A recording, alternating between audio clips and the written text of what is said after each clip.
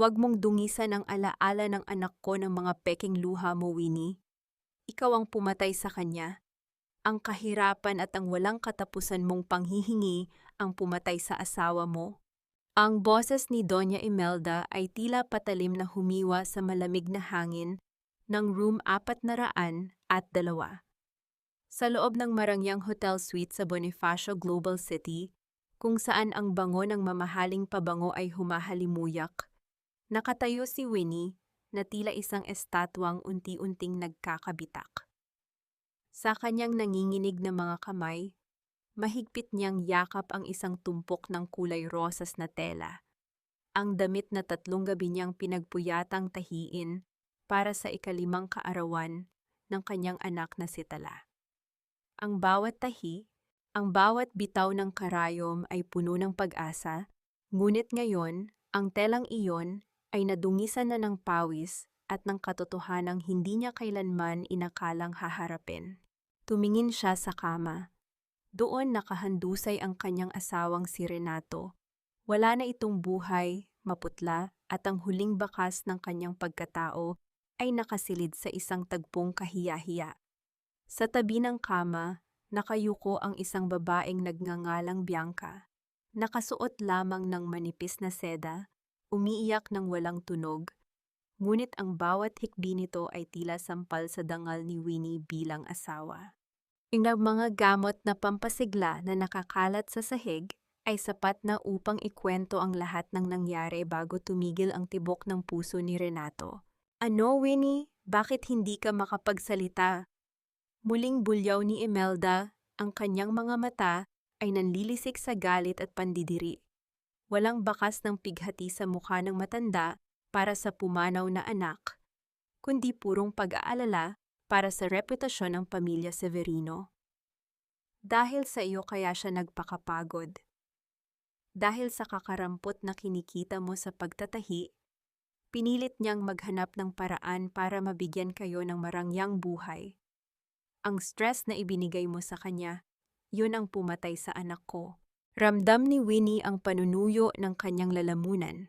Gusto niyang sumigaw, gusto niyang itanong kung paanong siya pa ang naging may kasalanan, gayong siya ang naiwang nag-iisa sa madilim na silid ng kanilang bahay sa Tondo, nagtitiis sa gutom para lamang may maibili ng cake si Tala. Ngunit ang kanyang boses ay tila ibinaon sa ilalim ng malalim na hukay. Ang lamig ng aircon sa hotel ay dahan-dahang nanunuot sa kanyang mga buto. Tila nagyayelo ang kanyang dugo. Naramdaman niya ang unti-unting pagbagsak ng kanyang mundo. Ang mga pangarap na maingat niyang binuo sa loob ng 10 taon ng pagsasakripisyo sa Japan, ang bawat yen na ipinadala niya para sa kinabukasan nila, ay tila mga bula na naglaho sa harap ng bangkay ng kanyang asawang nakuha pang magtaksil hanggang sa huling hininga nito. Ang kanyang mga binti ay nanghina at sa isang iglap, dahan-dahan siyang napaluhod sa sahig. Ang malambot na carpet ng hotel ay tila naging malupit na lupang lumalamon sa kanya. Hindi niya naramdaman ang pagbitaw ng kulay rosas na damit mula sa kanyang mga kamay.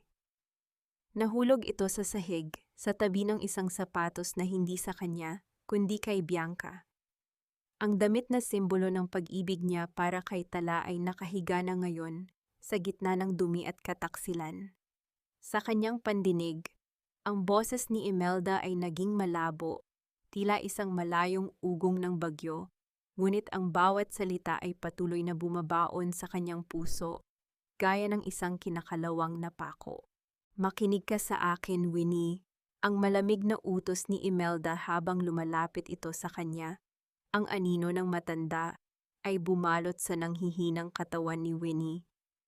Walang makakaalam kung paano namatay ang anak ko, at kung may magtatanong, sasabihin mo na inatake siya sa puso dahil sa sobrang pagtatrabaho para sa inyo. Huwag mong susubukang dungisan ang pangalan namin, dahil kung hindi, titiyakin ko na maging ang anak mo ay itataboy ko sa kalsada. Utang mo sa amin ng lahat, Winnie. Huwag mong kakalimutan iyon. Nanatiling nakayuko si Winnie, Ang kanyang mga mata ay nakapako sa kulay rosas na tela. Wala nang luhang lumalabas dahil ang sakit ay masyado nang malalim para sa mga payak na patak ng tubig. Ang bawat bahagi ng kanyang pagkatao ay tila nadudurog, nagiging abo na tinatangay ng hangin ng kawalan. Sa gitna ng katahimikang ito, isang katanungan ang paulit-ulit na umaaling-aungaw sa kanyang isipan, tila isang sumpa na walang katapusan. Paano pa muling tatahiin ng isang pusong nawasak ang mga pangarap na nilapastangan ng mismong mga taong dapat ay nagpoprotekta rito? Huwag mong dungisan ang ballpen na iyan ng panginginig mo, Winnie. Pirmahan mo na ito kung gusto mong magkaroon pa ng kinabukasan ng anak mo. Ang boses ni Doña Imelda ay tila yelo na pumatak sa batok ni Winnie habang sila ay nasa loob ng isang pribadong silid sa punerarya. Sa labas, naririnig ang mahinang tugtog ng biolin at ang bulungan ng mga bisitang nakikiramay. Ngunit sa loob ng silid na ito, ang tanging nararamdaman ay ang bigat ng isang kasunduang nababalot ng kadiliman. Sa harap ni Winnie ay ang mga dokumento para sa life insurance ni Renato. Mga papel na nagsasabing ang kanyang asawa ay namatay dahil sa overwork at cardiac arrest. Habang naglilingkod sa kumpanya ng pamilya, isang malaking kasinungalingan upang pagtakpan ang kahihiyang nangyari sa hotel. Tumingin si Winnie sa kanyang sariling mga kamay. Ang kanyang mga daliri ay magaslaw at may mga marka ng tusok ng karayom, mga bakas ng 10 taon niyang pagtatrabaho bilang mananahi sa Japan at ang mga gabing puyat dito sa Pilipinas para lamang itaguyod ang pamilya Severino. Ang ballpen na hawak niya ay tila mas mabigat pa sa 1 toneladang bakal. Bawat titik ng kanyang pangalan na isusulat niya ay tila isang kuko na ibinabaon sa kabaong ng sarili niyang dangal. Para ito sa dangal ni Renato at para na rin sa dangal ni Tala, dagdag ni Imelda habang dahan-dahang hinahaplos ang mamahaling itim na terno na suot niya. Ang bawat salita ng matanda ay may kasamang lason ng panunumbat. Huwag mong kalimutan, Winnie, kami ang nagbigay sa iyo ng apelidong Severino. Kami ang kumuha sa iyo mula sa putikan ng Tondo. Utang mo sa amin ang bawat butil ng kanin na isinusubo ng anak mo. Ang pirma mo ay kabayaran sa lahat ng iyon. Napapikit ng mariin si Winnie. Naramdaman niya ang pagsikip ng kanyang dibdib. Tila may isang malaking kamay na pumipiga sa kanyang puso. Ang amoy ng mga bulaklak ng patay, ang matamis at nakakahilong halimuyak ng mga lila at krisantemo, ay naging tila usok na sumasakal sa kanya. Sa bawat paghinga niya, nararamdaman niya ang alat ng kanyang sariling pawis at ang pait ng katotohanang kailangan niyang lunukin. Hindi na siya nagprotesta. Sa ilalim ng malupit na titig ng kanyang biyenan, dahan-dahang iginalaw ni Winnie ang ballpen. Ang tunog ng dulo ng panulat sa manipis na papel ay tila isang malakas na hiyaw sa gitna ng katahimikan ng silid. Matapos ang huling kurba ng kanyang pirma, binitawan niya ang ballpen at narinig ang mahinang pagbagsak nito sa mesa. Tila ang huling hininga ng kanyang pag-asa. Lumabas sila sa kapilya para sa formal na seremonya. Ang buong alta sosyedad ng Manila ay naroon, nag-aalay ng mga salitang puno ng papuri para sa isang bayani at mabuting ama na si Renato. Nakaupo si Winnie sa unang hanay, suot ang kanyang itim na belo na nagtatago sa kanyang mga matang wala ng luha. Tila siya isang anino sa sarili niyang buhay. Isang palamuti sa isang dula-dulaang binuo ni Doña Imelda upang iligtas ang kanilang pangalan. Sa gitna ng seremonya, dahan-dahang ibinaling ni Winnie ang kanyang paningin sa likurang bahagi ng kabaong. Doon sa isang madilim na sulok na hindi pansin ng mga bisita, nakita niya si Bianca, ang babaeng kasama ni Renato sa huling sandali nito. Ngunit hindi ang presensya ni Bianca ang nagpatigil sa paghinga ni Winnie. Mula sa ilalim ng kanyang belo, nakita ni Winnie ang isang eksenang tila sumunog sa kanyang natitirang katinuan. Ang kamay ni Doña Imelda, na kanina lang ay tila nandidiri sa paghawak sa kanya, ay marahang nakahawak sa kamay ni Bianca sa likod ng malaking bulaklak. Nakita niya ang palitan ng makahulugang tingin ng dalawa, isang tingin na puno ng lihim na pagkakaunawaan at tagumpay. Ang hangin sa loob ng kapilya ay biglang naging napakalamig. Nararamdaman ni Winnie ang mabilis na pagtibok ng kanyang puso, tila isang ibon na nagpupumiglas sa loob ng isang hawla. Ang bawat papuri na naririnig niya mula sa pari ay naging tila ingay ng mga demonyong nagtatawanan sa kanyang paligid. Ang lahat ng ito, ang pagluluksa, ang mga bulaklak, ang mga dasal, ay isa lamang malaking panlilinlang na kung saan siya ang pangunahing biktima. Hanggang kailan kailangang magbayad ng isang pusong tapat para sa mga kasalanang hindi naman niya ginawa, habang ang mga tunay na traidor ay magkakasabwat sa ilalim ng dilim? Wala na, Winnie. Kahit isang sentimo wala nang natira sa pinaghirapan mo. Tunaw na ang lahat ng pangarap na itinahi mo sa loob ng 10 taon.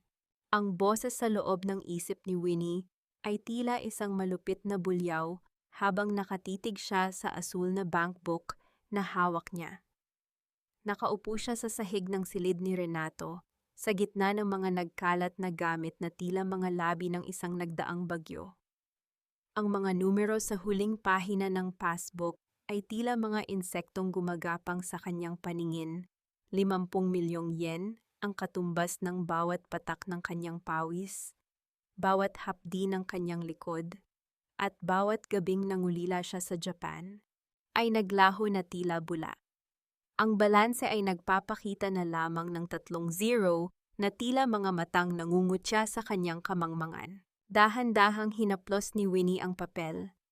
Naalala niya ang lamig ng taglamig sa Nagoya, ang mga daliri niyang halos hindi na maigalaw dahil sa pamanhid habang nagtatrabaho sa pabrika, at ang pagkain niya ng murang noodles araw-araw para lamang may maipadala sa Pilipinas.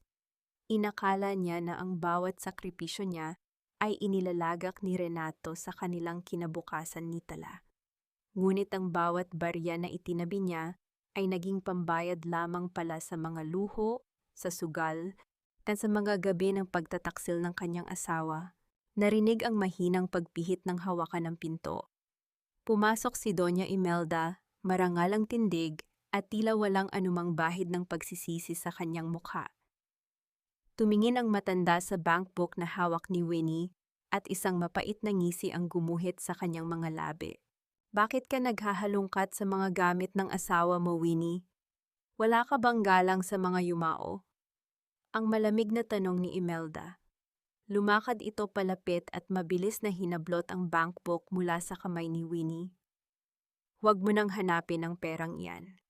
Ginamit yan ni Renato para isalba ang kumpanya. Bilang asawa, tungkulin mong ibigay ang lahat para sa pamilyang ito. Pero pera ko iyon, ma. Sa wakas ay nakapagsalita si Winnie. Ang boses niya ay nanginginig sa pagitan ng pighati at nagbabagang galit. 10 taon akong nagpakuba sa ibang bansa. Para iyon kay Tala. Para sa kinabukasan ng anak ko. Anak mo o apo ko? Pagtatama ni Imelda habang itinataas ang kanyang kilay. Lahat ng pumapasok sa pamamahay na ito ay pag-aari ng mga Severino. Huwag kang umasta na tila ikaw ang ninakawan. Ang pagtira mo rito, ang pagkain mo, ang edukasyon ni Tala. Saan mo ba inaakalang galing ang pambayad doon? Sa kakarampot na kinikita mo sa pananahi? Nagkakamali ka, Winnie. Kulang pa ang perang iyan sa lahat ng ibinigay namin sa iyo. Tila isang malakas na suntok sa sikmura ang bawat salitang binitawan ni Imelda. Ramdam ni Winnie ang paninikip ng kanyang dibdib. Ang bawat hininga ay tila may kasamang bubog. Ang gaslighting ng kanyang biyenan ay tila isang madilim na lambat na bumabalot sa kanya. Pilit siyang pinaniniwalaan na siya pa ang may utang na loob sa kabila ng lahat ng ninakaw sa kanya. Nang makaalis si Imelda bitbit ang bankbook, naiwan si Winnie na nakatulala sa kawalan. Ngunit sa ilalim ng isang lumang cabinet, nakakita siya ng isang maliit na piraso ng papel na tila nalaglag mula sa loob ng bankbook kanina. Dinampot niya ito ng may nanginginig na mga kamay. Ito ay isang withdrawal slip na may petsang 1 linggo pa lamang ang nakalilipas. Ang halaga ay 5 milyong piso. Tiningnan ni Winnie ang bahagi ng pirma. Ang pirma ay kay Renato, ngunit sa tabi nito ay may isang maliit na bakas ng thumb mark na kulay asul. Isang bakas na alam ni Winnie na hindi kay Renato, kundi ang pamilyar na hugis ng hinlalaki ni Doña Imelda na palaging may bahid ng tinta mula sa kanyang mga transaksyon sa negosyo. Hindi lamang pala si Renato ang nagnakaw sa kanya, ang mismong biyena na nanunumbat sa kanya ay may direktang kamay sa paglimas ng kanyang pinaghirapan. At ang mas masakit, ang petsang nakasulat sa slip ay ang araw kung kailan nangako si Renato sa kanya na ibibili nila ng bagong sapatos si Tala. Napahigpit ang hawak ni Winnie sa piraso ng papel. Ang kanyang mga kuko ay bumaon sa kanyang palad hanggang sa makaramdam siya ng hapdi. Ngunit ang sakit na iyon ay wala pa sa kalingkingan ng puot na nagsisimulang mag-alab sa kanyang dibdib. Sa gitna ng katahimikan, narinig ang mahinang iyak ni Tala mula sa kabilang silid. Tila isang paalala na sa gitna ng mga buwitreng ito, siya lamang ang tanging panangga ng kanyang anak. Bakit ang mga taong nagsasalita tungkol sa dangal ang siya ring may pinakamaruming mga kamay? Hindi ba't sinabi ko na sa iyo, Winnie?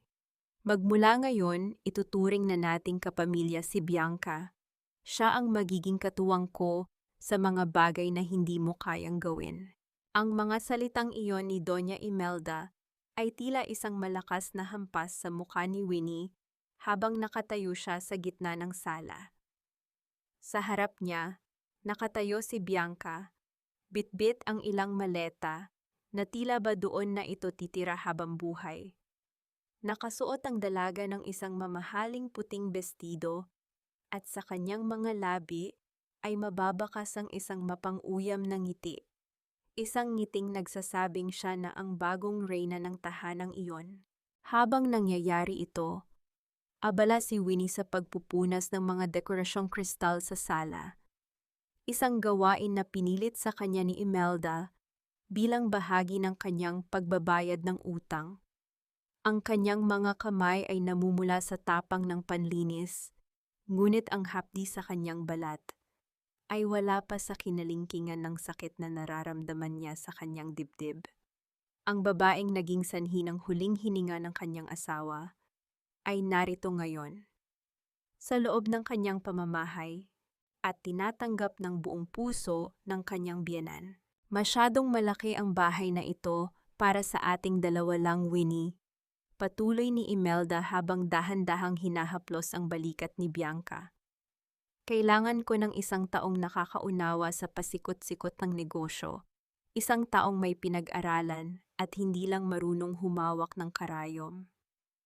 Ituturing ko si Bianca na parang sarili kong anak, at ikaw siguraduhin mong maayos ang magiging silid niya. Hindi nakakibo si Winnie. Naramdaman niya ang pag-akyat ng init sa kanyang mga pisngi, hindi dahil sa hiya, kundi dahil sa matinding puot na pilit niyang ibinabaon sa katahimikan. Tumingin siya kay Bianca at doon niya napansin ang isang pamilyar na bagay na nakasabit sa leeg nito. Isang gintong kwintas na may pendant na hugis bituin, ang kwintas na matagal nang nawawala sa alahas ni Winnie, ang regalong ibinigay sa kanya ni Renato noong unang anibersaryo nila. Gusto ko ang silid na malapit sa balkonahe, Tita Imelda. Ang malambing na boses ni Bianca ay tila isang matalas na kuko na kumakamot sa pandinig ni Winnie. Doon sa kwartong madaming sikat ng araw, yung dating ginagamit ni Renato. Nabitawan ni Winnie ang basahang hawak niya, na nagdulot ng isang mahinang kalabog sa sahig. Ang kanyang paningin ay nagdilim sa galit. Hindi maaari, iyon ang silid namin ni Renato. Doon natutulog si Tala kapag natatakot siya sa gabi. Agad na lumapit si Imelda at isang matalim na tingin ang ibinigay sa kanya. Wala ka ng karapatang magdikta sa bahay na ito, Winnie. Ang silid na iyon ay pag-aari ng mga Severino, at dahil wala na si Renato, wala na ring halaga ang pananatili mo roon. Magmula ngayon, doon ka na sa maliit na silid sa tabi ng kusina kasama ang anak mo. Ibigay mo ang susi kay Bianca, ngayon din. Nanginginig ang mga kamay ni Winnie habang kinukuha ang susi mula sa kanyang bulsa. Bawat hakbang ni Bianca patungo sa kanya ay tila isang pagyurak sa lahat ng alaala nila ni Renato sa silid na iyon. Nang abutin ni Bianca ang susi, yumuko ito ng bahagya at bumulong sa malapit sa tainga ni Winnie, sapat lamang upang silang dalawa ang makarinig. Huwag kang mag-alala, Winnie. Mas alam ko kung paano gamitin ang silid na iyon kaysa sa iyo. Kaya nga mas pinili ni Renato na doon kami magkita sa hotel dahil masyado kang nakakasawa. Ang bawat salita ay tila isang laso na dahan-dahang pumatay sa natitirang pasensya ni Winnie. Pinanood niya ang dalawa na masayang umakyat sa hagdan habang siya ay naiwang nakatayo sa gitna ng malawak at malamig na sala. Sa isang sulok, nakita niya si Tala na nakasilip mula sa likod ng kurtina. Ang malalaking mata ng bata ay puno ng takot at pagtataka. Niyakap ni Winnie ang kanyang sarili, pilit na pinipigilan ang paghagulgol na gustong kumawala sa kanyang lalamunan. Ang kanyang tahanan ay hindi na sa kanya. Ang kanyang alaala ay unti-unti nang binubura ng mga taong walang kaluluwa. Ngunit sa gitna ng kanyang pagguho, isang pangako ang nabuo sa kanyang isipan. Isang pangakong kasing talim ng kanyang pinakamatalas na gunting. Anong lihim pa ang itinatago ni Bianca sa loob ng kanyang mga maleta, na maaaring maging mitya ng pagsabog ng buong pamilya Severino? Bafo, Sel, huwag mong dungisan ang hapagkainan na ito ng iyong kamalasan, Tala. Isang malas na bata, anak ng isang mamamatay tao. Ang matinis na tinig ni Doña Imelda ay tila isang matalas na kidlat na gumuhit sa katahimikan ng malawak na dining room. Sa isang sulok, nakatayo ang 5 taong gulang na si Tala. Nanginginig ang maliliit na balikat habang nakatingin sa sahig. Ang kanyang maliit na kamay ay may hawak pang piraso ng tinapay na binalak niyang kainin, ngunit dahil sa sigaw ng kanyang lola, nahulog ito at gumulong sa paanan ng matanda. Mabilis na lumapit si Winnie mula sa kusina. Suot ang kanyang maruming apribar at may hawak pang basahan. Agad niyang niyakap ang kanyang anak. Pilit na itinatago ang mukha ng bata sa kanyang dibdib upang hindi nito makita ang nanlilisik na mga mata ni Imelda. Naramdaman ni Winnie ang mabilis na tibok ng puso ni Tala. Tila isang maliit na ibon na takot sa gitna ng bagyo. Mako, pikihap, po, nagugutom lang po ang bata. Ang mahinang pakiusap ni Winnie, ang kanyang boses ay puno ng pagsusumamo. Hindi pa po siya kumakain mula kaninang umaga dahil tinapos ko pa po ang mga pinatatahi ninyong kurtina. At bakit mo ako sinasagot? Ang bulyaw ni Imelda habang mariing hinahampas ang ibabaw ng mesa, dahilan upang gumaralgal ang mga basong kristal at kutsara. Ang batang iyan ang dahilan kung bakit namatay ang anak ko. Simula nang ipanganak mo siya, naging sunod-sunod ang malas sa pamilyang ito. Hindi ko papayagang kumain sa mesa ko ang isang batang may dalang sumpa. Doon kayo sa kusina, sa sahig ninyo pakainin ang batang iyan. Sa kabilang dulo ng mesa, nakaupo si Bianca habang masayang humihigop ng mainit na kape. Tumingin ito kay Winnie nang may mapang-aping ngiti, tila nag-e-enjoy sa panunood ng bawat barya ng dignidad na nawawala sa kanya. You know, Winnie, Tita Imelda is right. Masyado kang spoiled. Kung hindi dahil sa kabutihan ng loob namin, baka sa kalsada na namamalimos ang batang iyan. Hindi na sumagot si Winnie. Marahan niyang inakay si Tala patungo sa madilim at masikip na silid sa tabi ng kusina. Doon sa ibabaw ng isang lumang banig, Pinanood niya ang kanyang anak na dahan-dahang kumain ng tirang kanin na hinaluan ng kaunting asin. Ang bawat subo ni Tala ay tila isang patalim na humihiwa sa puso ni Winnie. Bilang isang ina, ang hindi mapakain ng maayos ang kanyang anak ay ang pinakamabigat na parusang maaari niyang tanggapin. Habang hinihimas ni Winnie ang buhok ng anak, biglang pumasok si Imelda Bitbit, ang isang makapal na folder. Inihagis nito ang mga papel sa harap ni Winnie. Ayoko nang makita ang mukha ng batang iyan na nagugutom, kaya heto ang solusyon. Ang sabi ni Imelda, ang kanyang boses ay naging tila isang mapanlinlang na ahas. Pirmahan mo na ang deed of sale para sa lupain ng tatay mo sa Bulacan. Ibebenta natin iyon para may pambayad tayo sa mga utang ni Renato at para na rin sa pagpapalaki kay Tala. Huwag kang maging madamot, Winnie. Iyan na lang ang tanging paraan para mabuhay kayo ng marangal dito. Nanlaki ang mga mata ni Winnie, ang lupain sa Bulacan, ang tanging pamana ng kanyang yumaong ama, ang tanging lugar na itinuturing niyang tahanan, at ang huling pag-asa para sa kinabukasan ni Tala.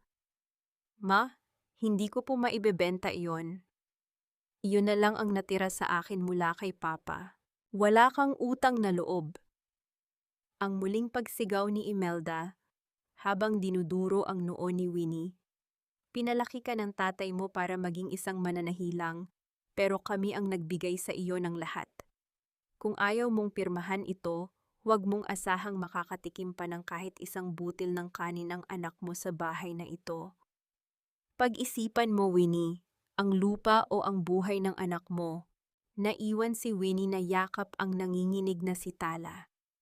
Ang dilim sa loob ng maliit na silid ay tila lalong kumapal. Tila nilalamon ang huling liwanag ng kanyang pag-asa. Sa kanyang isipan, naririnig niya ang habilin ng kanyang ama. Huwag mong hahayaang makuha ng iba ang lupang ito, Winnie. Diyan nakatanim ang ating ugat. Ngunit paano niya mapapanatili ang ugat kung ang mismong bunga ng kanyang buhay, ang kanyang anak, ay unti-unti nang nalalanta sa gutom at takot? Anong lihim ang nakatago sa lupain sa Bulacan na ganoon na lamang kapursigido si Doña Imelda na makuha ito mula kay Winnie? At Mom, huwag mong isiping may halaga pa ang sentimiento mo sa lupang iyon, Winnie. Isang pirasong papel lang iyan, pero iyan ang magdidikta kung kakain ba ang anak mo bukas o matutulog ng kumakalamang sikmura. Ang boses ni Doña Imelda ay muling narinig mula sa kabilang panig ng pinto ng silid tahiin. Iniwan niyang nakalock si Winnie sa loob, isang paraan ng pagpaparusa at pagpuwersa hanggang sa lumambot ang paninindigan nito. Sa loob ng masikip na silid, ang tanging liwanag ay nagmumula sa isang maliit na bintana, kung saan sumisilip ang maputlang sinag ng buwan. Ang amoy ng alikabok at telang nakatambak ay tila lalong nagpapabigat sa bawat paghinga ni Winnie. Nakaupo si Winnie sa harap ng lumang makina, ang kanyang mga mata ay pagod at namumula. Kanina pa siya hindi kumakain, ngunit ang gutom sa kanyang sikmura ay natatalo ng mas matinding gutom sa kanyang puso, ang gutom para sa hustisya. Sa kanyang tabi, naroon ang isang lumang kahon ng tahiin na pagmamay-ari pa ng kanyang yumaong ama, ang tanging bagay na nadala niya mula sa Bulacan bago siya ikinasal kay Renato. Dahan-dahang hinaplos ni Winnie ang kahoy na ibabaw ng kahon. Naalala niya ang kanyang ama, si Mang Teodoro, isang payak na magsasaka na may malinis na dangal. Bigla niyang naalala ang isang gabi bago ito pumanaw. May sinabi ang kanyang ama tungkol sa isang lihim na tahi sa ilalim ng kahon na iyon, isang bagay na hindi niya binigyan ng pansin noon dahil sa tindi ng kanyang pighati. Sa gitna ng katahimikan, dahan-dahang binaligtad ni Winnie ang kahon. Gamit ang isang maliit na gunting, maingat niyang kinutkot ang ilalim na bahagi ng lining na gawa sa lumang pelus. Doon sa isang maliit na espasyo, na sadyang ginawa upang itago ang isang manipis na bagay, may naramdaman siyang matigas na plastic. Inilabas niya ito at tumambad ang isang maliit na digital voice recorder, kasama ang isang sulat na may pamilyar na sulat kamay ng kanyang ama. Nanginginig ang mga kamay ni Winnie habang binubuksan ang sulat. Winnie, anak, simula ng sulat. Kung binabasa mo ito, marahil ay nasa panganib ang lupain natin. Huwag kang maniniwala sa pamilya Severino. Ang tatay ni Renato at ang pamilya nila ay may malaking utang sa ating pamilya na hindi nila nabayaran. Ang lupang iyan ay hindi lamang pamana. Yan ang katibayan ng kanilang panloloko sa atin noong una pa man. Pakinggan mo ang laman ng recorder na ito. Pinindot ni Winnie ang play button. Ang unang tunog na lumabas ay hindi boses, kundi ang mahinang pagpatak ng ulan sa bubungan, na sinundan ng isang pamilyar na boses. Ang boses ni Doña Imelda, ngunit mas bata, at ang boses ng kanyang yumaong ama. Teodoro, makiisa ka na sa amin, ang sabi ni Imelda sa recording. Ang tono ay mapanlinlang at puno ng banta. Pirmahan mo ang papeles na nagsasabing binenta mo ang lupa sa akin para sa puhunan ng Severino Textiles. Kapalit nito, sisiguraduhin kong magiging maayos ang buhay ni Winnie kapag naging asawa siya ni Renato. Kung hindi, alam mo kung gaano kalakas ang kapit namin sa batas. Hindi ko ibebenta ang dangal ko, Imelda. Ang sagot ng kanyang ama sa recording, ang boses ay mahina ngunit matatag. Ang lupang ito ay para sa kinabukasan ni Winnie. Hindi mo ito makukuha sa pamamagitan ng pananakot. Napatigil ang paghinga ni Winnie. Ang kasalang naganap sa pagitan nila ni Renato ay hindi pala bunga ng pag-ibig, kundi isang bahagi ng isang mahabang plano upang makuha ang lupain sa Bulacan. Ginamit siya bilang prenda, isang bihag sa loob ng sarili niyang pagsasama. Ang lahat ng hirap na dinanas niya sa Japan, ang bawat yen na ipinadala niya, ay ginamit lamang ng mga Severino upang unti-unting lamunin ang lahat ng natitira sa kanyang pamilya. Biglang narinig ni Winnie ang mga yabag ng paa sa labas ng pinto. Ang tunog ng mga susi na nagkakalampagan ay nagpabilis sa tibok ng kanyang puso. Mabilis niyang itinago ang recorder at ang sulat sa loob ng kanyang damit, malapit sa kanyang puso. Ang pinto ay bumukas at pumasok si Doña Imelda. May daladalang isang basong tubig at ang mga papeles na kailangang pirmahan. Sa likod niya, nakatayo si Bianca. May bitbit na isang maliit na tinapay na tila ba isang pang-uyam na premyo para sa isang hayop. "Oh Winnie, mukhang sapat na ang oras na ibinigay ko para mag-isip ka," ang sabi ni Imelda, habang inilalapag ang mga papeles sa ibabaw ng makina. "Pirmahan mo na ito at makakakain na kayo ni Tala ng masarap na hapunan. Huwag mo nang hintayin na pati ang tubig na iniinom mo ay bawiin ko pa." Tumingala si Winnie. Sa unang pagkakataon sa loob ng mahabang panahon, ang takot sa kanyang mga mata ay napalitan ng isang malamig at matalim na kislap. Tumingin siya sa mga papeles, pagkatapos ay kay Imelda na tila ba sinusukat ang bawat kasalanang ginawa ng pamilyang ito sa kanya.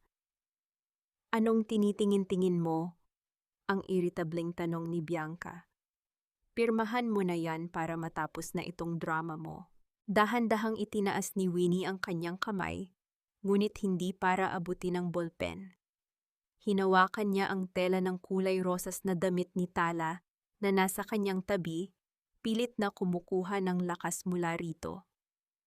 "Hindi ko pipirmahan ang kamatayan ni dangal ng tatay ko," ang mahinang sabi ni Winnie, ngunit ang bawat salita ay tila isang sumpa na binitiwan sa hangin. Nanlaki ang mga mata ni Imelda. "Anong sabi mo?"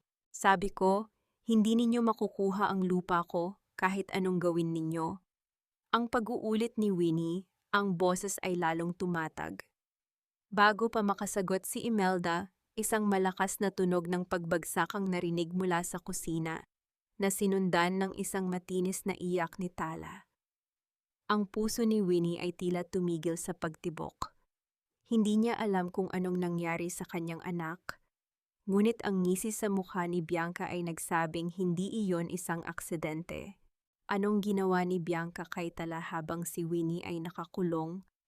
At hanggang saan ang kayang gawin ni Winnie ngayong hawak na niya ang lihim na sisira sa pamilya Severino? Huwag kang umastang parang namatayan uli, Winnie.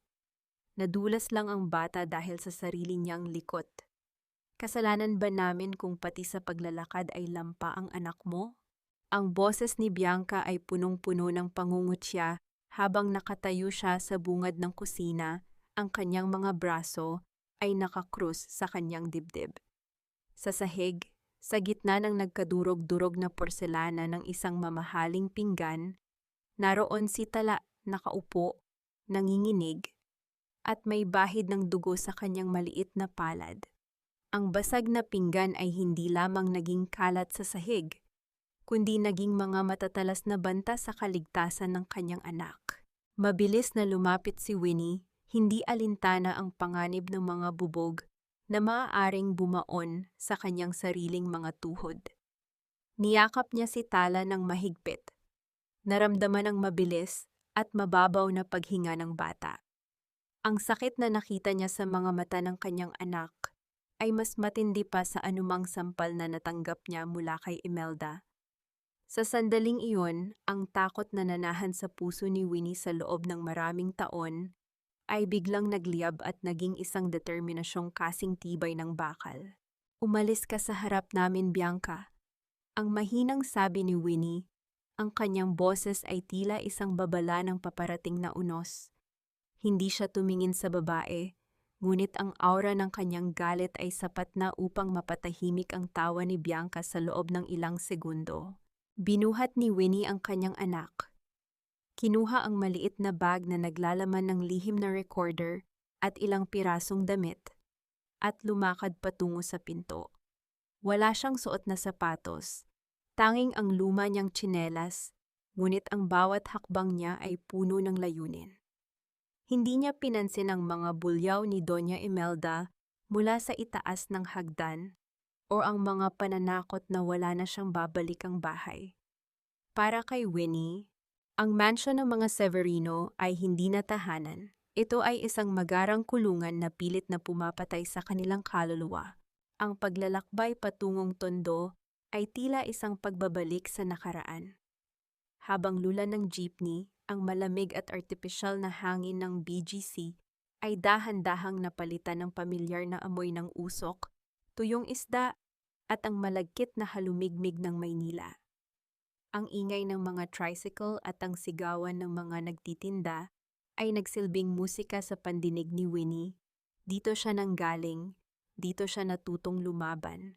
Pagdating sa eskinita ng kanyang kabataan, tumambad sa kanya ang isang maliit na tindahan na puno ng mga nakasabit na chichirya.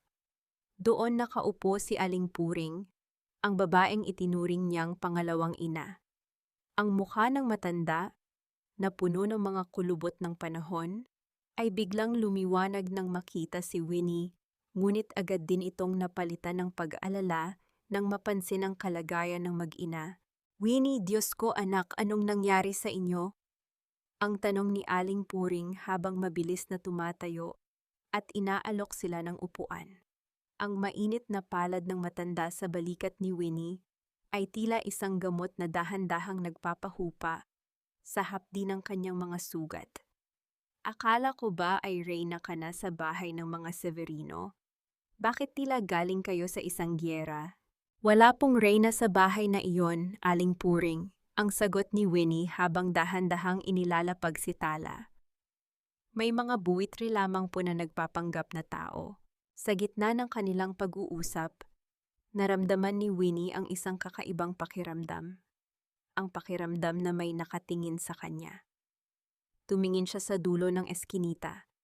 Isang itim na sasakyan ang nakaparada doon, hindi kalayuan sa kanto. Sa loob ng sasakyan, isang lalaking nakasuot ng maayos na barong ang nakatingin sa kanyang direksyon. Hindi niya makita ng malinaw ang mukha nito dahil sa dilim, ngunit ang tindig nito ay pamilyar. Ang lalaki ay dahan-dahang bumaba ng sasakyan. Ang bawat hakbang nito sa magaspang na kalsada ng Tondo ay tila may kasamang awtoridad. Hindi siya mukhang taga roon, ngunit hindi rin siya mukhang kaaway. May hawak siyang isang folder na kulay kape. Ang parehong folder na nakita ni Winnie sa library ni Renato bago ito mamatay. Sino ang lalaking ito na tila sinusundan ng bawat galaw ni Winnie at ano ang kinalaman niya sa mga sekretong itinatago ng pamilya Severino sa ilalim ng kanilang mga mamahaling kasuotan? Akala mo ba sapat na ang pagtakbo para matakasan ang mga Severino? Kahit sa pusod ng Tondo, abot ka ng kamay ng katarungan o ng kasamaan. Ang mga salitang iyon ay tila isang babala na nagmula sa sariling isipan ni Winnie habang nakatitig sa lalaking nakatayo sa harap niya. Ang gabi sa Tondo ay nababalot ng amoy ng ulan at basang kalsada, ngunit ang presensya ng lalaking ito ay nagdadala ng isang kakaibang uri ng linis at awtoridad na hindi lapat sa paligid. "Sino ka?" ang tanong ni Winnie habang hinihigpitan ng yakap sa natutulog na si Tala sa kanyang bisig. Ang kanyang mga mata ay puno ng paghihinala, handang tumakbo uli sa oras na bumunot ito ng anumang banta. "Ako si Mateo, ang mahinahong pakilala ng lalaki." Iniabot niya ang isang business card na kulay puti at may gintong tatak. "Isa akong abogado. Ako ang humahawak sa mga legal na dokumento ng insurance ni Renato Severino bago siya pumanaw. At narito ako dahil alam kong hindi aksidente ang pagkamatay niya at lalong hindi aksidente ang pagkawala ng pera mo." Tila tumigil ang mundo ni Winnie. Ang pangalang Renato ay palaging nagdadala ng hapdi, ngunit ang marinig na may nakakaalam sa kanyang ninakaw na 50 milyong yen ay nagbigay sa kanya ng isang uri ng pag-asang matagal na niyang ibinaon. Dahan-dahan niyang kinuha ang card. Ang tekstura nito sa kanyang magaslaw na daliri ay tila isang paalala na mayroon pang mundo sa labas ng pang-aapi ng mga Severino. "Bakit mo ako tinutulungan?" ang bulong ni Winnie. "Wala na akong pera. Wala na akong maibabayad sa isang tulad mo." "Hindi mo kailangang magbayad, Winnie," ang sagot ni Mateo. Ang kanyang mga mata ay nagpapakita ng isang malalim at tapat na malasakit. "May utang na loob ako sa tatay mo. Siya ang tumulong sa akin para makapagtapos ng pag-aaral noong wala pa akong kahit ano. Ang pagtulong sa iyo ay ang huling habilin niya sa akin bago siya pumanaw." Napahikbi si Winnie. Sa gitna ng dilim, sa ilalim ng ilaw ng poste na aandap-andap, naramdaman niya ang init ng pagmamahal ng kanyang ama na tila yumayakap sa kanya sa pamamagitan ni Mateo. Inakay sila ni Aling Puring papasok sa maliit na bahay, kung saan ang amoy ng bagong saing na kanin ay nagbigay ng panandaliang ginhawa, habang maingat na inilalapag ni Winnie si Tala sa isang malinis na papag. Dahan-dahan niyang inilabas ang kanyang lumang gunting mula sa bag. Ang gunting na ginagamit niya sa pagtatahi. Ito ang kanyang sandata. Ito ang simbolo ng kanyang pagtitiis. Ngunit ngayon gagamitin niya ito hindi lamang para magtahi, kundi para gupitin ang mga tanikala na nagtatali sa kanya sa mga Severino. "Kailangan nating maging maingat," ang sabi ni Mateo habang inilalatag ang ilang papeles sa maliit na mesa. Si Doña Imelda ay may malakas na kapit sa korte. Sa ngayon, ang tanging laban natin ay ang mga ebidensyang hawak mo. Ngunit tandaan mo, Winnie, hahanapin ka nila. Hindi nila hahayaang mawala sa kanila ang lupa sa Bulacan. Hindi pa natatapos ang sinasabi ni Mateo nang marinig ang tunog ng isang sasakyan na huminto sa labas. Ang tunog ng mga yabag ng sapatos na detakong sa semento ay tila isang babala ng kamatayan.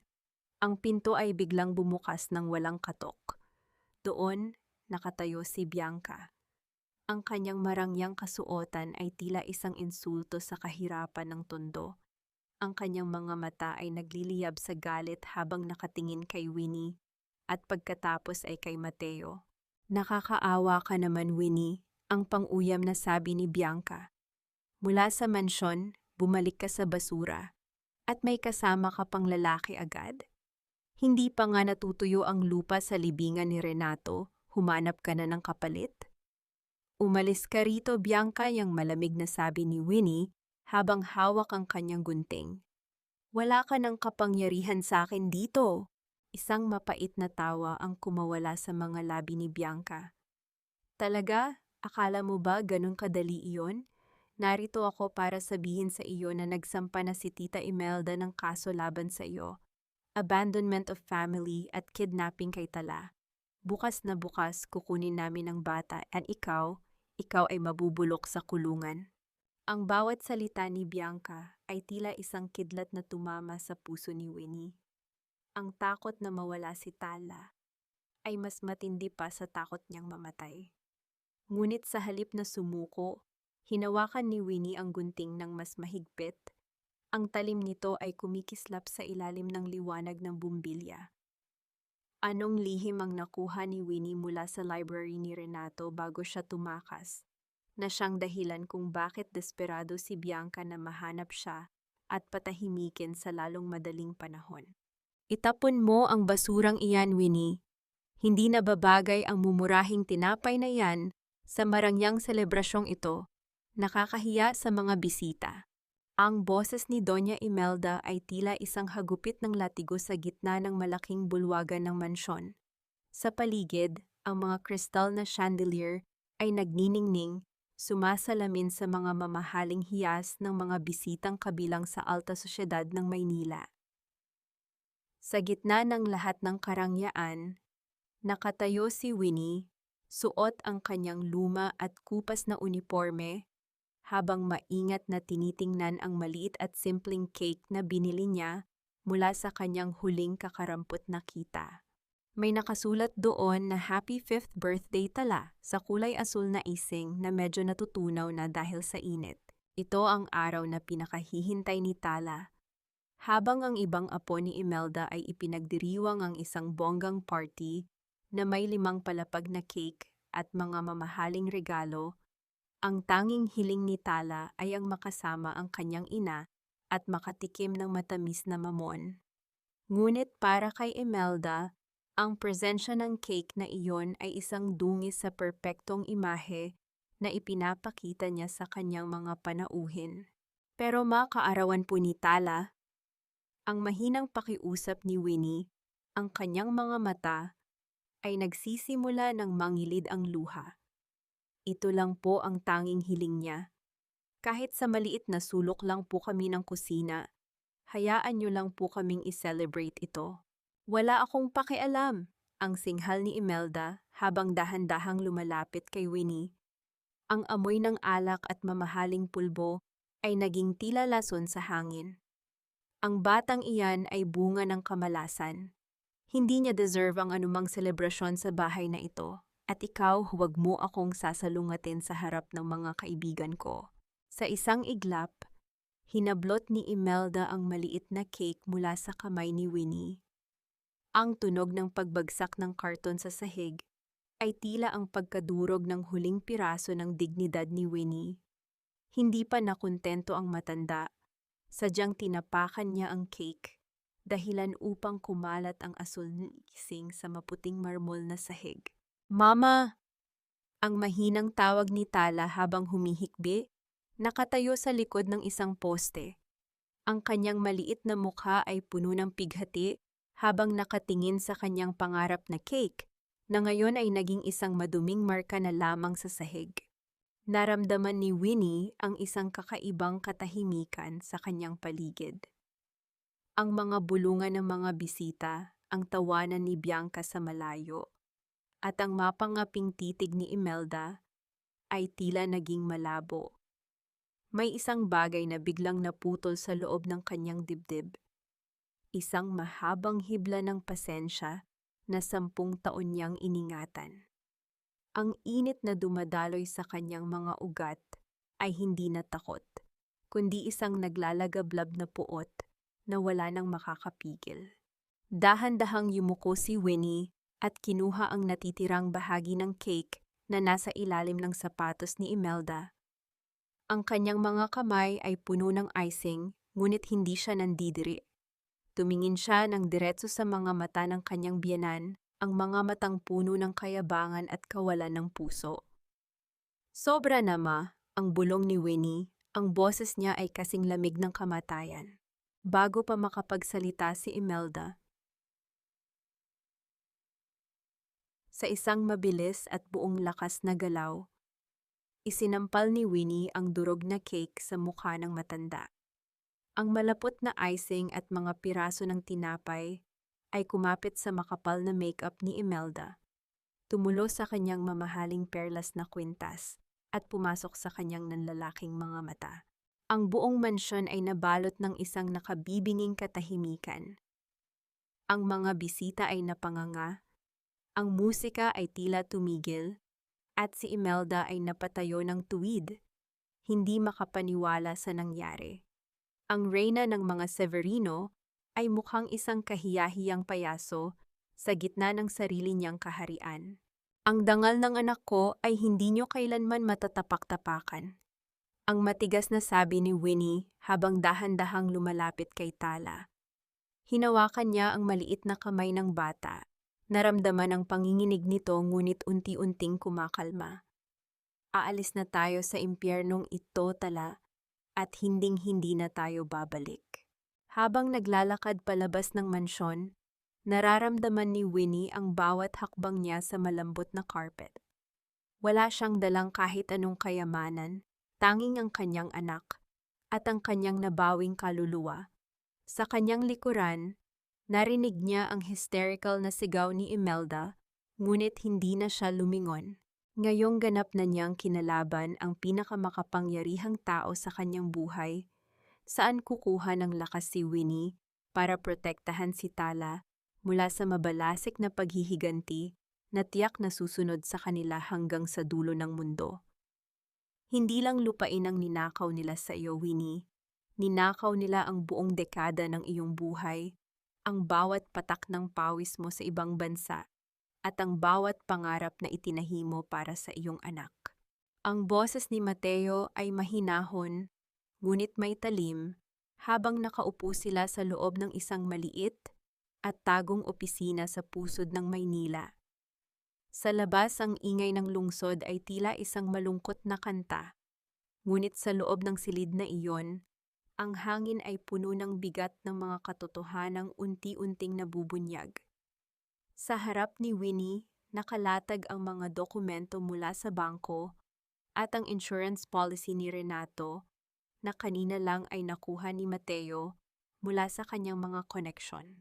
Tiningnan ni Winnie ang kanyang sariling mga palad. Ang icing mula sa cake ni Tala ay wala na, ngunit tila nararamdaman pa rin niya ang lagkit nito. Isang paalala ng kanyang huling pag-aaklas sa mansyon ng mga Severino. Ang kanyang puso ay tumitibok ng mabilis, hindi dahil sa takot, kundi dahil sa hapdi ng bawat numerong nakikita niya sa papel. Ang 50 milyong yen na pinagtrabahuhan niya sa Japan ay hindi lamang basta nawala. Ito ay sistematikong nilimas ni Renato at Imelda upang pondohan ang kanilang mga illegal na transaksyon at marangyang pamumuhay. Narito ang pruweba, Winnie. Patuloy ni Mateo habang itinuturo ang isang particular na linya sa dokumento. Ang pirma mo rito ay peke. Ginamit nila ang pangalan mo para magbukas ng mga shell company at ang insurance ni Renato nakapangalan sa isang trust fund na kontrolado ni Doña Imelda, hindi sa iyo o kay Tala. Naramdaman ni Winnie ang panunuyo ng kanyang lalamunan. Ang bawat salita ni Mateo ay tila isang karayom na tumutusok sa kanyang natitirang tiwala sa sangkatauhan. Naalala niya ang mga gabi sa Japan, kung saan ang tanging nagpapanatili sa kanya ay ang pag-iisip na ligtas ang kanyang kinabukasan sa piling ni Renato. Ngayon, napagtanto niya na siya ay naging isang kasangkapan lamang, isang makinang tagagawa ng pera, para sa isang pamilyang walang puso. Mayroon pa akong gustong ipakita sa iyo, ang sabi ni Mateo. Inilabas niya ang maliit na digital recorder na nakuha ni Winnie mula sa kahon ng kanyang ama. Gamit ang isang laptop, nilinis ni Mateo ang tunog ng recording. Ang boses ni Doña Imelda ay muling umaling-aungaw sa silid. Huwag mong susubukang dungisan ang pangalan namin dahil kung hindi, titiyakin ko na maging ang anak mo ay itataboy ko sa kalsada. Utang mo sa amin ang lahat, Winnie. Napatakip si Winnie sa kanyang bibig. Ang garalgal ng boses ng kanyang biyenan ay tila isang multo na bumabalik upang sakalin siya. Ngunit sa pagkakataong ito, hindi siya nag-iisa. Sa tabi niya, si Mateo ay nakatingin sa kanya ng may determinasyon. Hindi ka na biktima rito, Winnie, ang sabi ni Mateo habang hinahawakan ang kanyang balikat. Ikaw na ang ebidensya. Sa tulong ng recording na ito at ng mga bank statements, maaari nating i-freeze ang mga asset ng mga Severino. Maaari nating bawiin ang lahat ng ninakaw nila sa iyo. Napangiti ng bahagya si Winnie. Isang ngiting puno ng pait, ngunit may kasamang pag-asa. Ngunit ang sandaling iyon ay naputol nang tumunog ang telepono ni Mateo. Pagkatapos ng isang maikling usapan, naging seryoso ang mukha ng abogado. Ano iyon? Ang tanong ni Winnie, ang kaba ay muling bumalik sa kanyang dibdib. Nagsampa na sila ng kaso, Winnie, ang mahinang sagot ni Mateo. Kinasuhan ka ni Doña Imelda ng abandonment of minor at kidnapping. Naglabas na ang korte ng warrant para kunin sa iyo si Tala sa lalong madaling panahon. Gagamitin nila ang kapangyarihan nila para ipakita na ikaw ay isang irresponsableng ina na walang kakayahang buhayin ng bata. Ramdam ni Winnie ang mabilis na pagbagsak ng kanyang mundo.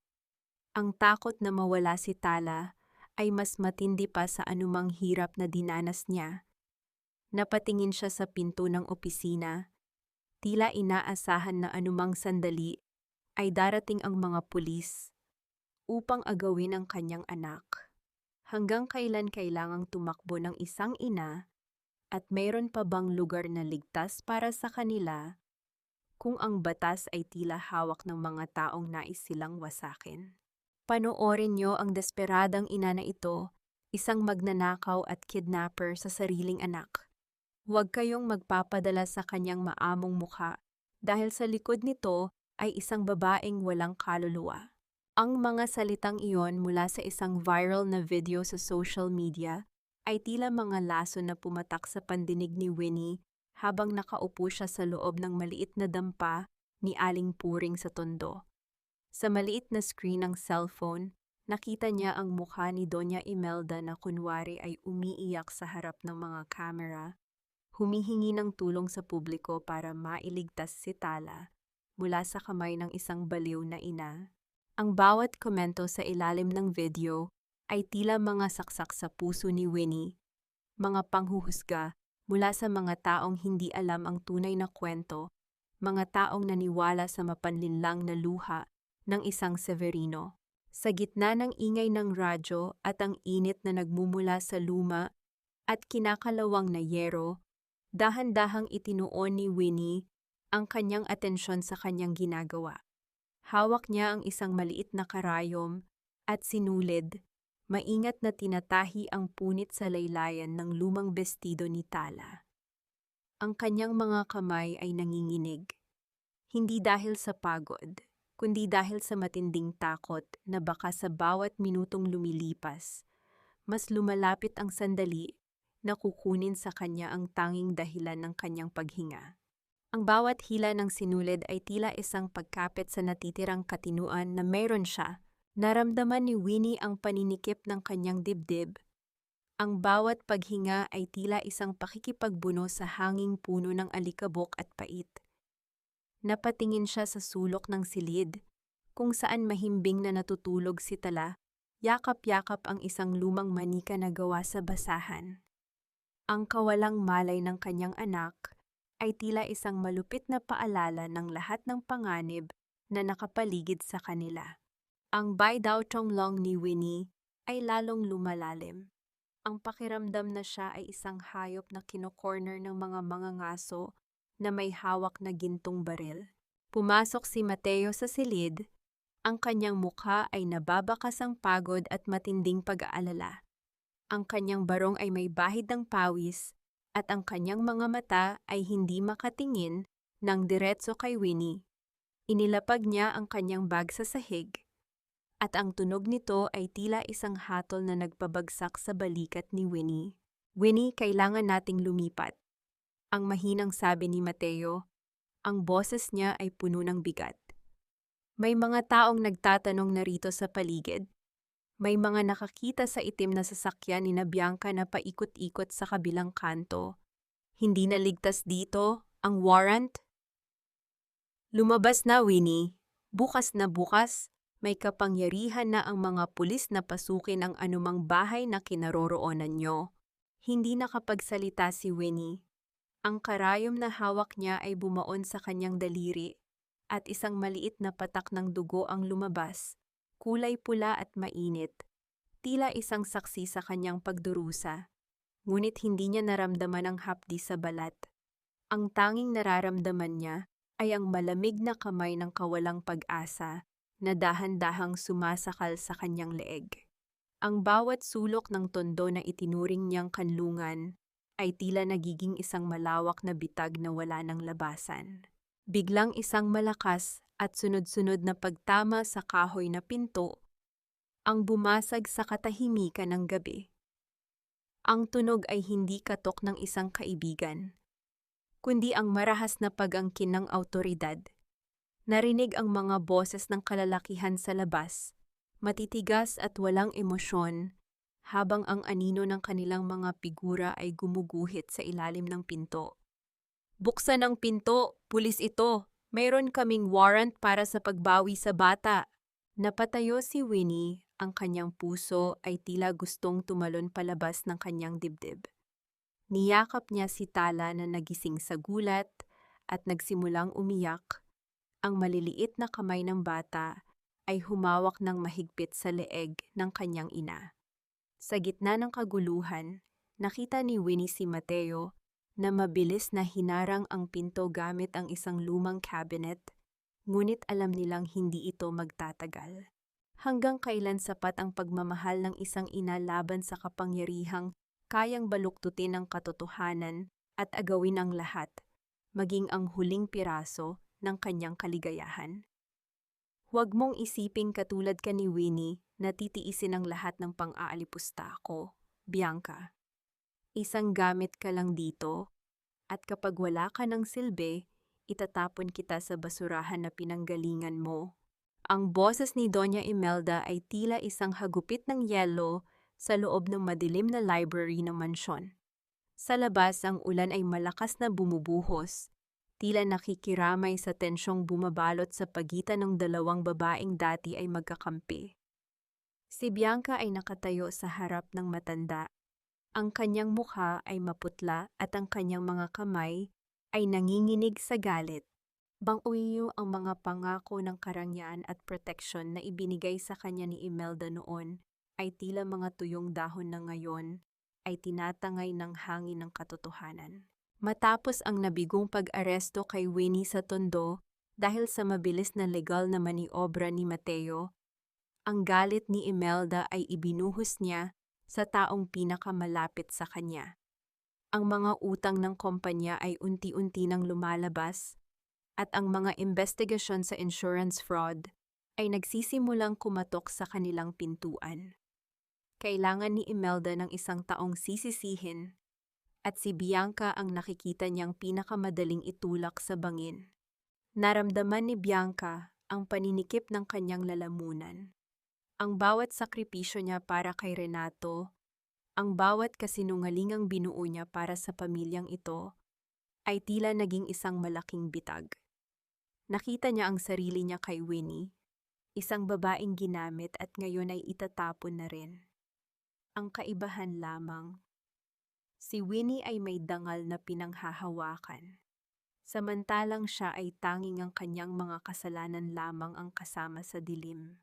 Sa kabilang bahagi ng lungsod, sa loob ng isang tago at maliit na kapilya, nakaupo si Winnie sa pinakahuling hanay ng mga upuang kahoy.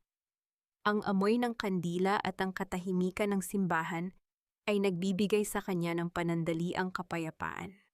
Dumating ang isang figurang nakabalot ng itim na belo at dahan-dahang umupo sa kanyang tabi.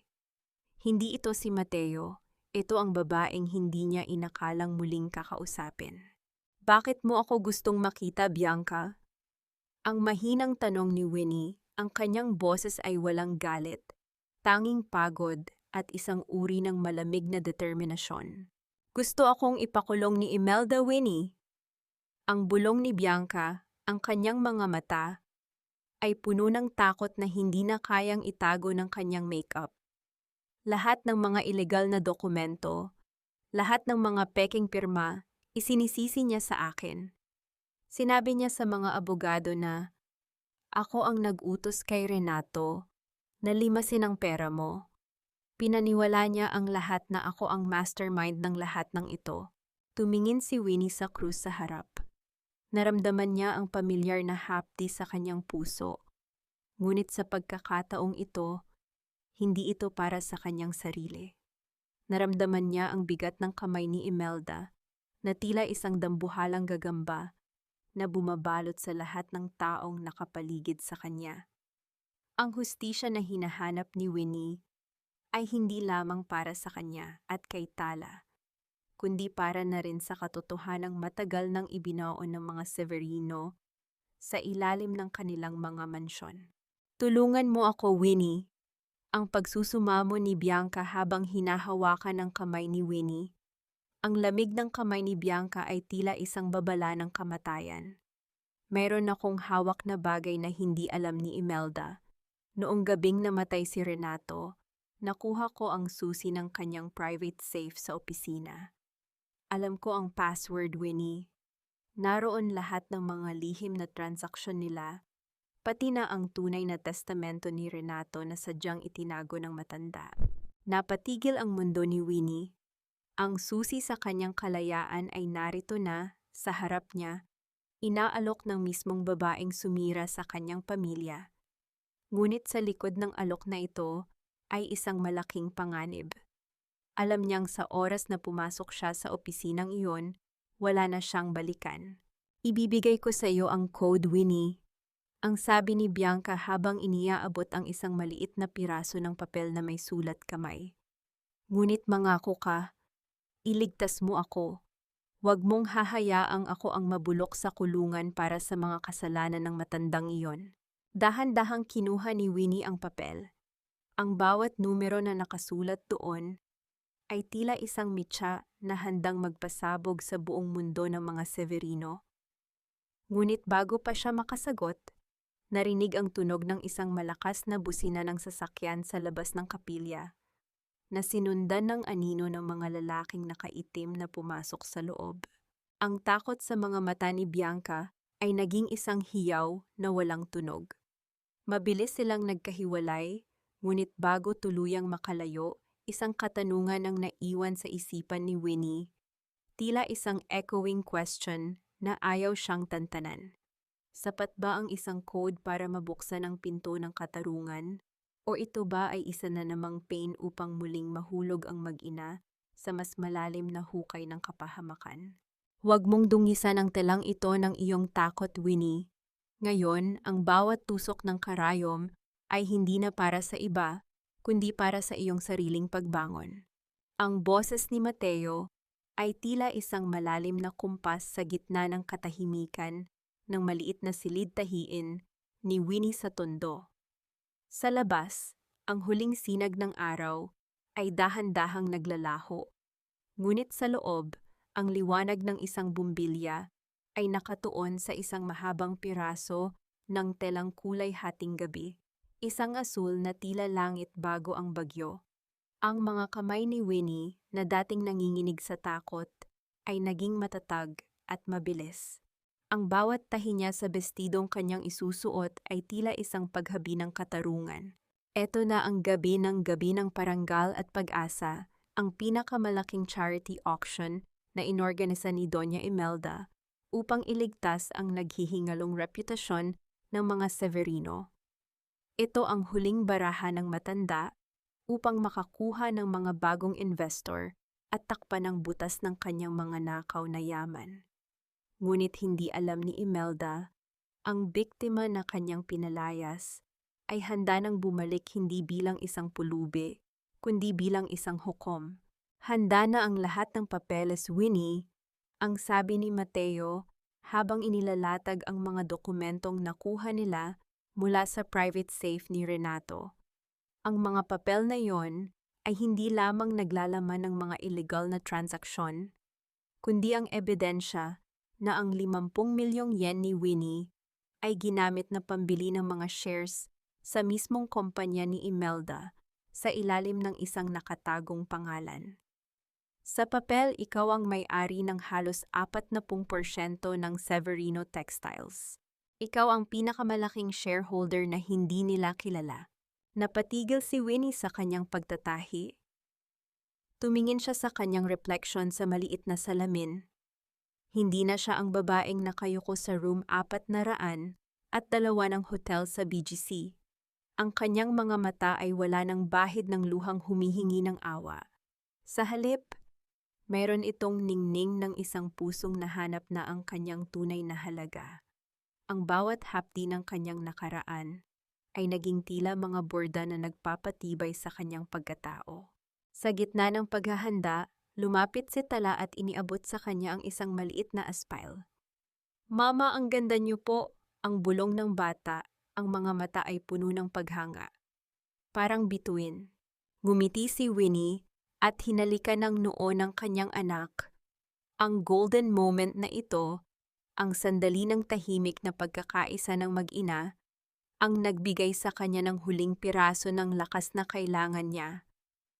Ang kanyang tala ang dahilan kung bakit siya tumatayo, at ang kanyang tala ang magiging saksi sa kanyang tagumpay. Samantala, sa marangyang ballroom ng Manila Hotel, nagniningning ang lahat.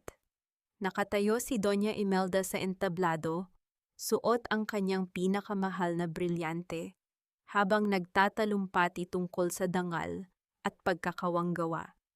Ang bawat salita niya ay tila isang insulto sa katotohanan, ngunit ang mga bisita ay patuloy na pumapalakpak. Hindi alam ang nabubulok na pundasyon sa ilalim ng entabladong kinatatayuan ng matanda. At ngayon, ang masayang anunsyo ni Imelda, sisimulan na natin ang auction para sa mga shares ng Severino Textiles. Isang pagkakataon upang maging bahagi ng isang pamilyang may dangal at kasaysayan.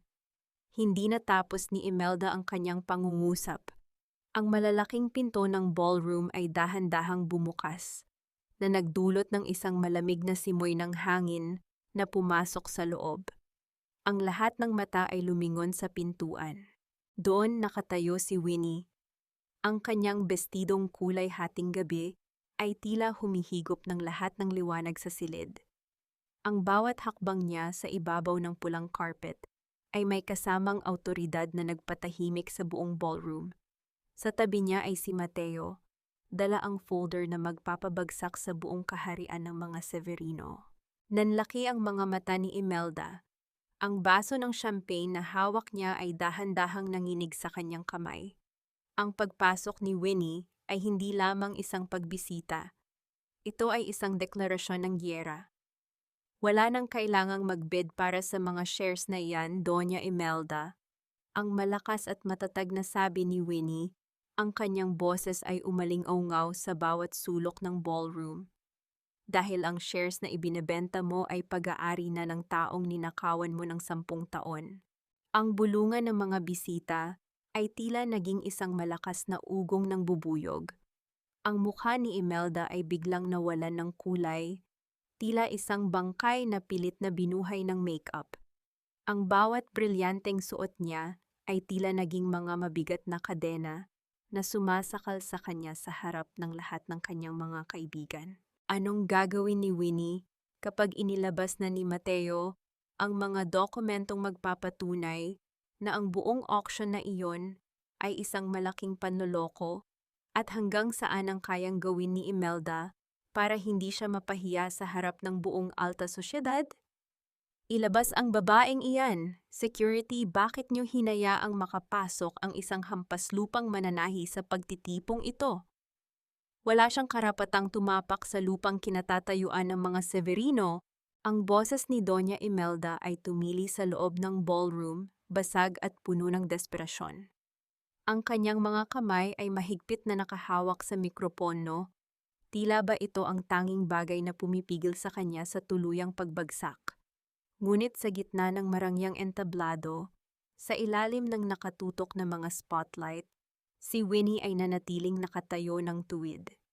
Ang kanyang paningin ay hindi kumukurap, isang malamig na apoy ang nagniningning sa kanyang mga mata, na tila tumutunaw sa bawat brilyanteng suot ng matanda. Dahan-dahang itinaas ni Mateo ang kanyang kamay, na naghudyat sa mga tekniko sa likod. Sa isang iglap, ang malaking screen sa likod ni Imelda, na kanina lang ay nagpapakita ng mga peking video ng kawanggawa, ay nagbago. Tumambad sa harap ng buong alta sosyedad ng Maynila ang mga kopya ng bank statements, ang mga withdrawal slips na may peke at pilit na pirma ni Winnie, at ang mga dokumento ng insurance fraud na nagpapatunay na ang 50 milyong yen na pinaghirapan ni Winnie sa Japan ay direktang pumasok sa bulsa ni Imelda. Ang bulungan ng mga bisita ay tila naging isang malakas na ugong ng mga bubuyog. Ang mga camera ng media na naroon ay mabilis na humarap sa screen, kinukunan ng bawat ebidensya ng kabulukan ng pamilyang Severino. Naramdaman ni Imelda ang pagtakas ng lahat ng kulay sa kanyang mukha. Ang bawat laryo ng kanyang kaharian ay isa-isang gumuho sa harap ng katotohanang matagal niyang ibinaon. Hindi lang iyan ang ninakaw mo, Doña Imelda. Ang boses ni Winnie ay umalingaw-ngaw, kalmado ngunit may bigat ng katarungan. Ninakaw mo ang dangal ng asawa ko sa pamamagitan ng pagtatakip sa kanyang kahihiyan para lamang makuha ang pera ng insurance. At ang pinakamasakit, ninakaw mo ang kinabukasan ng aking anak. Biglang lumitaw si Bianca mula sa gilid ng entablado, ngunit sa pagkakataong ito, hindi siya nakasuot ng mamahaling bestido. Nakasuot siya ng isang payak na damit at ang kanyang mga mata ay puno ng pagsisisi o marahil ay takot para sa sarili niyang kaligtasan. Lahat ng sinabi ni Winnie ay totoo. Ang sigaw ni Bianca, ang kanyang boses ay nanginginig. Inutusan ako ni Doña Imelda na akitin si Renato para makuha namin ang tiwala ni Winnie at malimas ang pera niya. At noong gabing mamatay si Renato, pinagbantaan niya ako na papatayin kung hindi ako makikipagsabwatan sa kanya sa paggawa ng pekeng ulat ng pulisya. Isang malakas na singhap ang nagmula sa mga panauhin. Si Imelda ay tila naging isang estatwa ng asin, hindi makagalaw, hindi makahinga. Ang kahihiyang kinatatakutan niya, nang higit pa sa kamatayan, ay narito na, nakabalandra sa harap ng buong mundo. Ang dangal, na palagi niyang isinusumbat kay Winnie, ay naging isang maduming basahan na ngayon ay nakatapal sa sarili niyang mukha. Narinig ang mabibigat na yabag ng mga sapatos sa ibabaw ng pulang carpet. Ang mga pulis na kanina pa hinihintay ni Mateo ay dahan-dahang umakyat sa entablado. Ang tunog ng pag-lock ng metal na posas sa mga pulso ni Imelda ay tila isang hatol na umalingaw-ngaw sa buong ballroom. Wala nang sigaw, wala nang bulyaw. Ang tanging narinig ay ang mahinang paghikbi ng isang matandang babaeng na wala ang lahat dahil sa sariling kasakiman. Habang hinihila si Imelda palabas ng ballroom, dahan-dahang lumapit si Winnie sa gilid ng entablado kung saan nakatayo si Tala kasama ni Aling Puring. Binuhat niya ang kanyang anak at niyakap ito ng mahigpit. Ang bawat luha na pumatak mula sa mga mata ni Winnie ay hindi na luha ng pighati, kundi luha ng isang inang sa wakas ay naitahina ang punit na dangal ng kanyang pamilya. Tumingin si Winnie kay Mateo na tumango ng may malalim na respeto.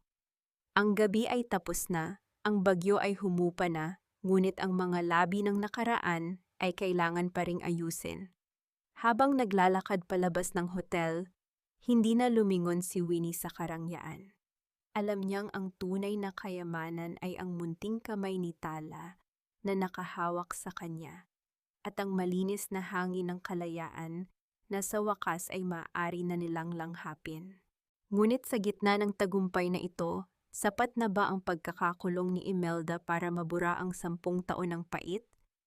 O mayroon pa bang isang huling lihim na naiwan sa kalsada ng Bulacan na magbabago sa kanilang buhay habang buhay? Ang bawat tahi ng katarungan ay nakumpleto na, ngunit ang tunay na sining ay nasa pagbuo muli ng isang pusong nawasak. Ang boses ni Winnie ay isang mahinahong bulong habang nakatayo siya sa loob ng kanyang bagong bukas na munting sung may sa gilid ng eskinita sa Tondo. Hindi ito kasing laki ng pabrika ng mga Severino, ngunit ang bawat sulok nito ay amoy sariwang tela at pag-asa. Hindi amoy ng luma at madidilim na lihim. Sa labas ng pintuan, ang isang karatula na yari sa kahoy ay may nakasulat na Tala Workshop, isang pangalan na nagniningning sa ilalim ng sikat ng araw ng umaga. Hawak ni Winnie ang kulay rosas na damit na 3 linggo na ang nakalilipas ay naging saksi sa kanyang pinakamabigat na pagluluksa. Nilinis niya ang bawat mantsa nito, tinahing muli ang bawat punit, at ngayon ay suot na ito ni Tala. Ang bata ay masayang umiikot sa gitna ng silid. Ang kanyang mga tawa ay tila mga kampanang naghahatid ng musika sa pagod na kaluluwa ni Winnie. Wala na ang takot sa mga mata ng bata. Ang tanging naroon ay ang kislap ng kalayaang hindi na kailanman maaagaw sa kanila. Winnie, handa na ang mga huling papeles para sa lupain sa Bulacan. Ang boses ni Mateo ay narinig mula sa pintuan. Nakasuot siya ng isang simpleng polo shirt. Mas relaxed kaysa sa mga nakaraang araw ng kanilang pakikipaglaban sa korte. Iniabot niya ang isang folder na naglalaman ng opisyal na desisyon ng korte. Ang pagbabalik ng lahat ng pag-aari ni Winnie at ang pagkumpiska sa mga nakaw na yaman ni Imelda bilang kabayaran sa pinsalang idinulot nito. Naramdaman ni Winnie ang init ng sikat ng araw sa kanyang balat habang binabasa ang kanyang pangalan sa dokumento. Hindi na Winnie Severino, kundi Winnie Teodoro, ang apelyido ng kanyang ama na may dangal na hindi kailanman nabahiran ng kahit anong dumi. Isang malalim na hininga ang pinakawalan ni Winnie, tila ang bawat bigat na dala niya sa loob ng 10 taon ay tuluyan ng tinangay ng hangin. Salamat, Mateo, ang sabi ni Winnie, ang kanyang mga mata ay nagtagpo sa mga mata ng abogado. Hindi ko alam kung nasaan kami ngayon kung wala ka. Tungkulin ko ito, Winnie, at higit sa lahat, karapatan mong maging masaya, ang sagot ni Mateo. Ang kanyang boses ay may dalang pangako ng isang pagkakaibigang maaaring lumalim sa tamang panahon. Walang pagmamadali, walang pressure, tanging ang respeto at ang pagkilala sa lakas ng isang babaeng bumangon mula sa sariling abo. Dahan-dahang lumapit si Winnie sa kanyang lumang makina. Ang makina na nagtatahi ng mga pangarap niya mula pa noong siya ay nasa Japan. Inilapag niya ang kanyang kamay sa ibabaw nito at naramdaman ang pamilyar na kumpas ng bakal at gulong. Sa kanyang isipan, narinig niya ang boses ng kanyang ama, tila bumubulong sa hangin. Tapos na ang pagtitiis, anak. Oras na para magtahi ng sarili mong bukas. Tumingin si Winnie sa labas, sa direksyon ng Bulacan.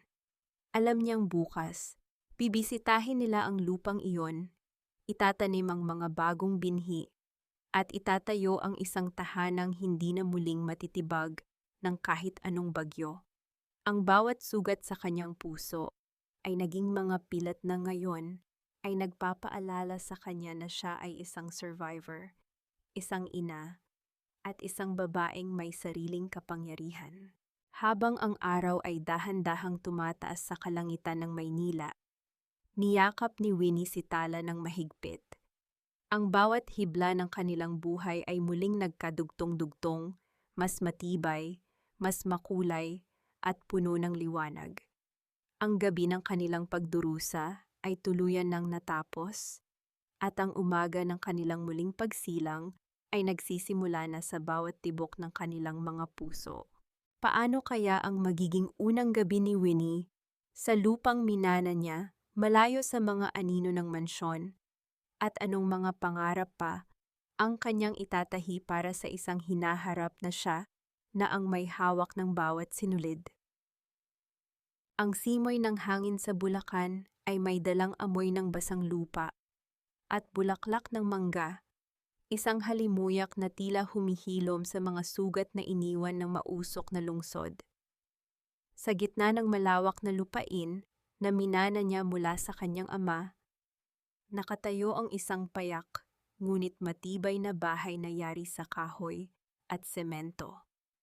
Dito ang katahimikan ay hindi nakakabingi.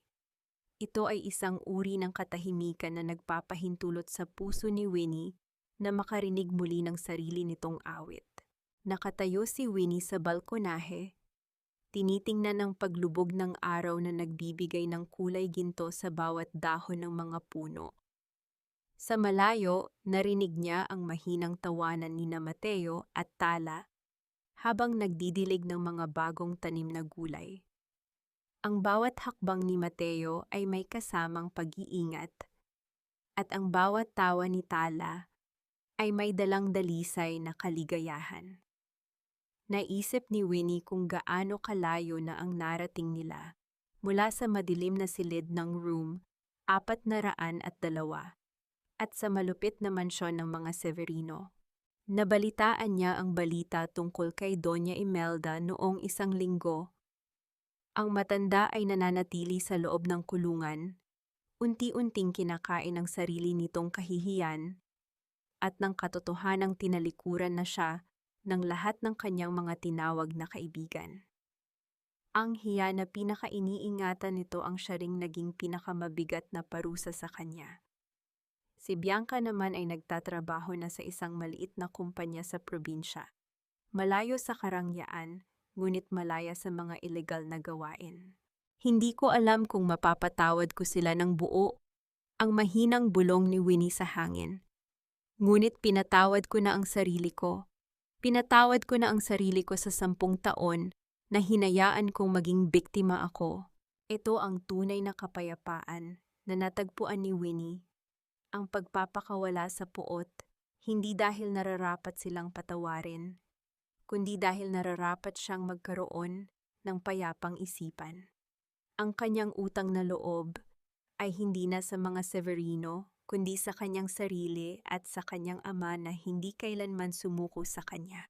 Lumapit si Mateo bitbit ang isang maliit na plato ng kakanin. Winnie, ang lalim na naman ng iniisip mo. Sabi ni Tala, baka daw nakalimutan mo na may gagawin pa tayong cake para sa merienda. Napangiti si Winnie, isang ngiting umabot sa kanyang mga mata.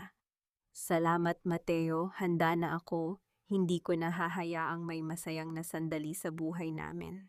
Sa loob ng kanilang tahanan, isang simpleng cake ang nakapatong sa mesa.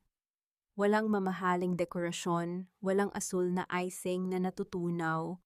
Ngunit sa pagkakataong ito, ang cake ay buo at ang bawat piraso nito ay puno ng pag-ibig. Sabay-sabay silang humihip ng kandila, hindi para sa isang kaarawan, kundi para sa bawat bagong umagang darating. Natutunan ni Winnie na ang tunay na korona ng isang babae ay hindi ang gintong alahas o ang tanyag na apelyido.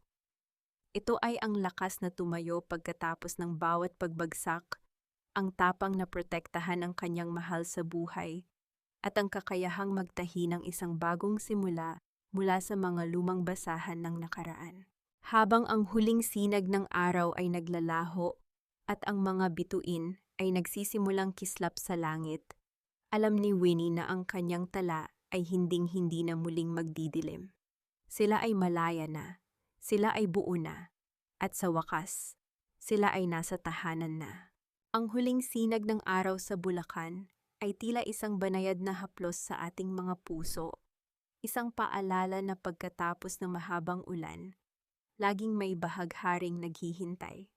Sa bawat tawa ni Tala at sa bawat ngiti ni Winnie, nararamdaman natin ang tunay na kahulugan ng salitang tahanan. Hindi isang gusaling gawa sa bato, kundi isang pusong malaya at puno ng pag-asa. Mga mahal kong tagapakinig, maraming salamat sa pagsama sa akin sa mahabang biyahe ng buhay ni Winnie. Habang isinusulat ko ang kwentong ito, hindi ko mapigilang mapaluha, lalo na sa bahaging itinakwil ni Winnie ang lahat ng takot at ipinaglaban ng dangal ng kanyang anak sa gitna ng ballroom. Para sa akin, ang bawat tusok ng kanyang karayom ay hindi lamang pagbubuo ng tela, kundi paghihilom ng mga sugat na idinulot ng mga taong mapang-api. Ang kwentong ito ay hango sa mga totoong karanasan ng ating mga kababayan, mga modernong bayani na tahimik na nagtitiis, nagmamahal at sa huli ay nagtatagumpay. Isang pagkilala ito sa inyong talino, tiyaga at hindi matatawarang dangal. Kung kayo ang nasa katayuan ni Winnie, kakayanin niyo rin bang talikuran ang yaman ng mga Severino para sa katahimikan ng inyong kaluluwa? O naniniwala ba kayo na sapat na ang parusang natanggap ni Doña Imelda sa likod ng rehas? Sana ay nagustuhan ninyo ang ating kwento ngayong araw. Habang pinapakinggan niyo ito, nasaan kaya kayo? Marahil ay nagluluto ng hapunan para sa pamilya, nagtutupi ng mga damit, o nagpapahinga pagkatapos ng isang mahabang araw ng trabaho.